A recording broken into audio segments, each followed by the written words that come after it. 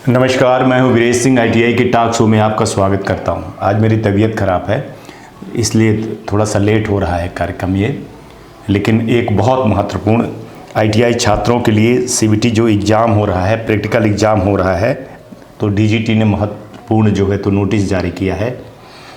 ये आईटीआई के स्टूडेंट के लिए भी है, आईटीआई के डायरेक्टर के लिए भी है, नोडल के लिए भी है और स्टेट के लिए भी है, सबके लिए है। इसलिए ये न्यूज़ की मैं खबर बता रहा हूँ।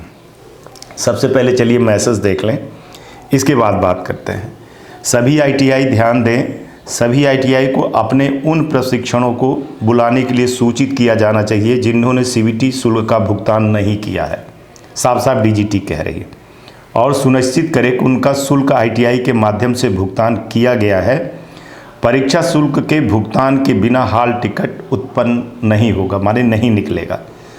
चूँकि छात्र द्वारा प्रत्यक्ष एसटी मतलब हॉल टिकट डाउनलोड वर्तमान में अहम है, इसलिए छात्र को अपने संबंधित आईटीआई के माध्यम से शुल्क का भुगतान करना होगा।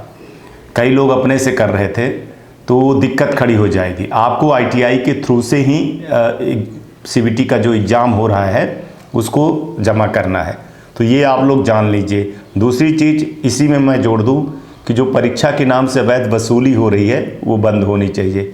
आपको मैं सीबीटी एग्ज़ाम की फ़ीस बता चुका हूं कि कितनी होनी है, और वो आप जा करके उनसे पूछिए और उसकी रसीद ज़रूर लिया करिए। क्योंकि आप लोग देख रहे हो कि कैसे कैसे मामले उठ रहे हैं ना। कई बार ऐसे हो रहा है कि फ़ीस जो है तो जमा नहीं है और आप लोगों ने फ़ीस जमा कर दी है, पता चला है कि वहाँ फ़ीस ही नहीं है ना। आईटीआई संचालक नहीं जमा करता है, तो इसलिए मैं बोल रहा हूँ। दूसरी चीज़ एक और, उसने हॉल टिकट पे उल्लेखित विषयों का स्पष्टीकरण मांगा है। बोला है कि एक पेपर में कुल 75 प्रश्न होंगे, टेट थ्योरी में 38 होंगे, ईडी में 6 होंगे, डब्ल्यूसी में 6 होंगे। इस तरह से 38 + 6 मतलब 50 हो गए। तो योग्यता के आधार पर 25 प्रश्न होंगे इसमें, ठीक है। लेकिन इसमें एक ध्यान दीजिएगा कि बहुत सारे यूट्यूबर बोल रहे थे कि टेट थ्योरी में आप बस थ्योरी भर का पार्ट देख लीजिए, बाकी मत देखिए। मैं आपको बता रहा हूँ कि अगर ईडी का और वर्कशॉप कैलकुलेशन के 6 प्रश्न हैं, अगर आप इसको नहीं करते हैं, छोड़ देते हैं, तो ये बहुत बड़ी दिक्कत खड़ी हो जाएगी। आपको मैं बता रहा हूँ, सारे सवाल करने हैं, सारे क्वेश्चन आपको करने ही करने हैं, है ना। कन्फ्यूजन में न रहना। और इसको इसीलिए ये जो बहुत सारे लोग यूट्यूबर लोग ऐसे मैसेज कर रहे थे, इसीलिए डीजीटी ने ये मैसेज स्पष्टीकरण सब आईटीआई को भेज दिया है और बोला भी है कि आप इसको बच्चों को बताइए कि भैया इतने क्वेश्चन आने वाले हैं आपके। टेट थ्योरी के 38 हैं, ईडी के 6 हैं और डब्ल्यूसी के 6 हैं, है ना। तो कुल 50 हैं, ठीक है। तो आपको सारे सवाल करने हैं, सबके सवाल मतलब माने हर यूनिट के 6 हैं तो 3 ही बने, 2 ही बने, 1 ही बने, जो आपको लगे। लेकिन कोई भी यूनिट आपको छोड़ना नहीं है, ये आप ध्यान रखिए कि आप अगर ईडी से फुर्सत हो गए हो तो ईडी वाला पेपर नहीं दोगे, डब्ल्यूएस वाला जो यूनिट आएगा पेपर पे वो नहीं दोगे, सिर्फ टेट थ्योरी में दोगे, है ना। तो आएगा एक ही पेपर पर उसमें यूनिट रहेगा, मतलब माने जैसे थ्योरी का पार्ट रहेगा, फिर उसका ईडी का थोड़ा सा पार्ट रहेगा, फिर थोड़ा सा वर्क कैलकुलेशन का रहेगा। तो आपको तीनों को करना, ये आप ध्यान दिए रहना। तीनों चारों जो भी रहेगा, आपका एम्प्लॉयमेंट स्किल की भी रहेंगे, सारी जितनी रहेंगी आपके, तो वो आप ध्यान दे दीजिएगा।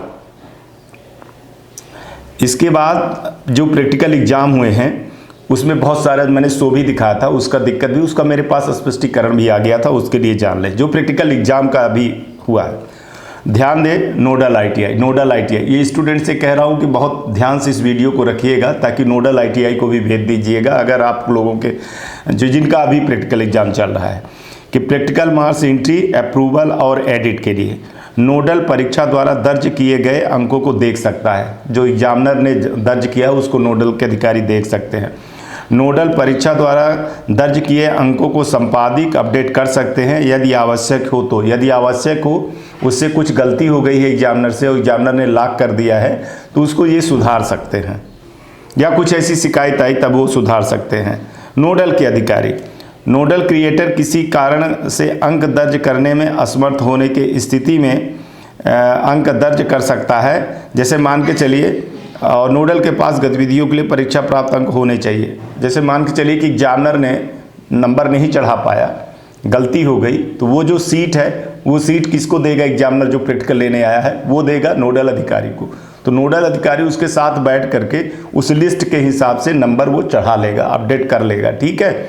लेकिन उसमें कुछ हेरा फेरी वो नहीं कर सकता है, क्योंकि जो सीट एग्जामिनर को मिली है उस पर 3 साइन है। मैंने आपको शो में बताया था कि प्रिंसिपल का, ऑब्जर्वर का और एग्जामिनर का, तो उसमें वो चेंज नहीं हो सकता है। वो जो नंबर की लिस्ट देगा वही चढ़ जाएगा। बहुत महत्वपूर्ण चीज़ें हैं, इसको ध्यान रखिएगा। एक बार जब नोडल अंक जमा कर देता है तो वह स्टेट डायरेक्टर के अनुमोदन के लिए उपलब्ध हो जाता है। जैसे चढ़ा देगा वैसे वो स्टेट डायरेक्टर के पास चला जाएगा, और स्टेट डायरेक्टर इस प्रक्रिया को नोडल अनुमोदन खाते में कोई भूमिका नहीं होती है। जैसे ही इस प्रक्रिया को होगा कर देगा, फिर नोडल की जवाबदारी खत्म हो जाएगी, सीधे स्टेट के पास चली जाती है और स्टेट के लोग उसको वेरीफाई करके सबमिट कर देते हैं। तो वो चली जाएगी कहाँ? सीधे की सीधे चली जाएगी एग्जाम सेंटर में, माने कहाँ? DGT में चली जाएगी।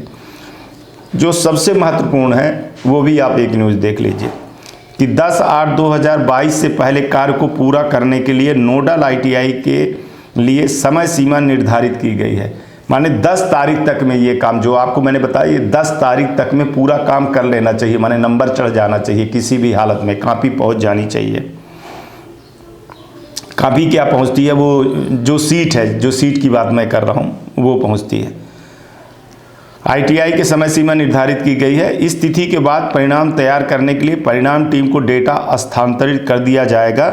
जब सिद्धांत पूरा हो जाएगा तो परिणाम घोषित हो जाएगा। मतलब जब प्रैक्टिकल पूरा हो जाएगा और ये प्रोसेस पूरा हो जाएगा, जैसे नोडल नंबर चढ़ा देगी और स्टेट चला जाएगा, वैसे वो एजेंसी को चला जाएगा जो एजेंसी रिजल्ट बनाती है, और परिणाम घोषित हो जाएगा। तो सभी ITI वालों इसे प्राथमिकता के रूप से कर ले। यदि परिणाम घोषित नहीं होता है तो इसकी संपूर्ण जिम्मेदारी इस बार ITI वाले को ऊपर डाल दिए।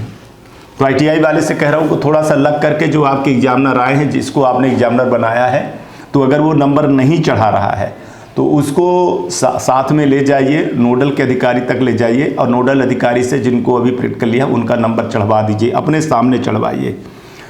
क्योंकि आप पिछले कई साल से देख रहे थे कि जो दिक्कत हो रही थी, उस दिक्कत की समस्या के समाधान के लिए DGT ने ये बोला है कि ITI वालों को भी साथ में ले लिया है। तो आप लोग खुद जाइए, और मैं कह रहा हूँ कि आज शनिवार है, इतवार है, ये पूरी चीज़ें देख लीजिए, सैटरडे और संडे को देख लीजिए, मंडे किसी भी हालत में 10 तारीख के पहले पहले ये सारी चीज़ें आप करवा लीजिए ताकि दिक्कत ना हो। क्योंकि इन लड़कों का प्रैक्टिकल एग्जाम के बाद जो है ग्रीवांसेस खुलेगा, तो ग्रीवांसेस में ही जो पहले के लोग बचे हुए हैं ED प्रैक्टिकल के, उनको भी ग्रीवांसेस करना है, उनका भी नंबर चढ़ाना है एजेंसियों को, ठीक है। तो थोड़ी सी समस्या आ जाएगी। तो चूंकि जब इनका पहले जब चढ़ जाएगा और इनका रिजल्ट घोषित हो जाएगा तभी ग्रीवांसेस वाला ऑप्शन खुलेगा। तो ये लड़के आपके ही हैं। CBT एग्जाम की फ़ीस जिनकी नहीं जमा है उनकी फ़ीस जमा करवाइए।